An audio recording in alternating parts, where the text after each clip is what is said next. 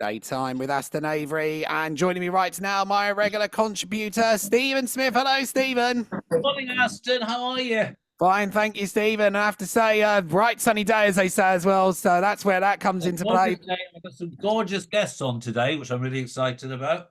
And I think we've got one or maybe two of them right now. So AnneMarie, Bickerton, and Piluca, Camino, Alcon. So hello, AnneMarie. Hello, Piluca. Hello, Aston. Hi, Stephen. Both looking fabulous, and you've got great T-shirts on, and that looks amazing. It's really good. You mention that. Well, listen, Aston doesn't. Aston, you asked the first question. Oh, yeah, I do, because I'm just lost in the music, as they say there. That's what they say. But obviously, how are both you, Piluca, and also AnneMarie? But can you also tell us about It Is a Bad Penny here as well? Well, thank you for asking. Bad Penny started only a month and a half ago. We launched on the 24th of May. And Bad Penny was born out of friendship between AnneMarie and I. Do you want to tell? But not just friendship, because Piluca as an artist and myself as a photographer, we kind of joined forces and we've used our talents in our designs. Yeah. So that's a really important feature that we really wanted to say as well, because when you see these, they're not just pretty pictures, but they are our experience of over 30 years of our arts and photography coming together in this design. And Bad Penny. What's great, Aston, is there's a wonderful little shop in the Sidelings in Waterloo where you can get the T-shirts. I came along and saw them. They're amazing. But it's so exciting because art now is so available for everybody, isn't it? And it's so important to teach children about art. But look, how did you first get involved in art? Well, Steve, that is quite a funny question, because it's not like I got involved. I was born an artist. That is the only thing I remember doing anytime and every time. Since I was in nursery, I always drew. I was in the garden, maybe with some mud, creating little sculptures. So I was born an artist. That's what I was. Do you remember the first mud sculptures? Do you remember the first thing you ever made as a kid? I don't remember the first as such, but I remember very vividly to always draw everything that happened around me. And that was kind of a coping mechanism sometimes, like if anything upset me, I just go to my room and drew what happened. And in a way, that was like a releasing point. That's what now as an adult, I understand how important art is for society. It's a release valve. It's a communication valve. Art is so important, Steve. So I'm a great advocate for art in daily life. Yeah, it's real therapy, isn't it? I mean, a lot of art therapies are something that's really recognized, and a lot of psychiatrists use it. Helps. It's a great medium altogether, I think. I mean, I find it very therapeutic art. Yes, and the important thing, like with Bad Penny, it is a fusion of fashion. The thing is, fashion is a statement. What you wear tells people who you are. And the way you feel, I always say, clothes make you feel certain way. So by us doing this, we want people to feel free, to feel daring, to feel fun, to feel creative. That's what we want for people to feel when they wear our brand. Absolutely. What was your tagline that we put, making the sidewalk? We love to say, making the sidewalk your catwalk. So we're really like, every day is your catwalk. Art's available, it's subjective, but you can find it every day as you're walking along. And there's something you can see. Just the way someone dresses tells you a lot about themselves, doesn't they? And I think Aston's got a question next. It does actually make a lot of sense, especially with the catwalk side of things. But AnneMarie, this is going to be something you'd probably be asked a fair amount of times. How did you start taking photos there? Oh my God, always. So my dad got me into it because he had a dark room in a cupboard under the stairs, and that was the magic bit, watching in the old-fashioned way of printing. And then I went to college and started assisting photographers. And by the age of 19, I was in the House of Commons photographing MPs, terrified, and then went to work for magazines. And for over 3 decades, I've been working for magazines now, doing editorial portraiture of real life stories, celebrity stories, everything to do with people. talking a lot So, yeah. about inspiring people, and a book. Either of you can answer this question, but how do you get a young person involved in either the arts or photography? How do they get started? Firstly, they have to want it. They have to feel it. It has to be something that they are inspired by. And I think they need to talk to people that are doing it. I think that's a really big deal. And to find out if they want to go through the pain, because that is a very it's not important. easy. That is, Steve, this is what I tell always younger people. And I've gone in various schools giving talks and workshops, because I like to inspire as many kids as possible to get into this practice if they so wish.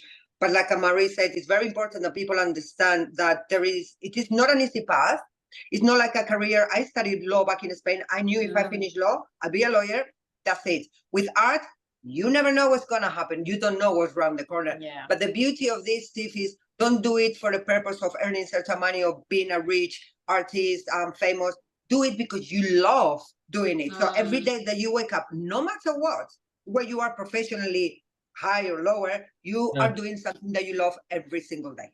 Yeah. You have to be honest with yourself about that as well. It's important. You can inspire children. I mean, what galleries would you take children to see? I mean, that's a lovely start to take your child to a gallery or take them somewhere to inspire them. What galleries in London would you take a child to? Well, we are moms. We're moms, so we take our absolutely. children all the time to galleries. The Tate Modern is a go-go for children. They have great workshops for children. During the week and weekends, the Tate Modern. Oh yes, Tate it's Modern. wonderful. That's Yeah, absolutely wonderful. Tate Modern's a big That's one. it, laughing at my accent again. No. I help them define some of the words. That's all. Not laughing. After That's 30 years. my hearing is not just speaking. So the Tate Modern is a wonderful place to take a child to. I mean, just And Tate Britain. Yeah, it doesn't cost. You can become a member of the Tate Modern, which is a really good, great Christmas present to buy someone as a membership. Membership to a gallery, of course, there, especially for those that like art, like photos there. But Piluca, what is your idea of good art? That's a loaded question. The art is very subjective. Okay. And so I can tell you what good art is for me. Yeah. Okay. For some people, good art is that comes with a price tag. That is good art. For me, good art is something that moves me, that creates a conversation with my soul, that talks to me, that makes me react. If art is if you have an emotional response, thank you, Marie, towards a piece of art, and it makes you think, that is perfect, because that then evolves into something else. It may make you behave in such a way, you create something else. So you're inspired. Art is something that inspires you for whatever reason, hopefully good reason it is, to be something, create something, think something. Yeah, well, because it's not just you that doing painting T-shirts. I mean, famous art from Damien Hirst to are doing. Is it worth framing your T-shirt if you bought one by an artist to protect it? Is it worth saying that again? Is it worth framing the T-shirt, putting your T-shirt in a frame if you've got framing? Sorry.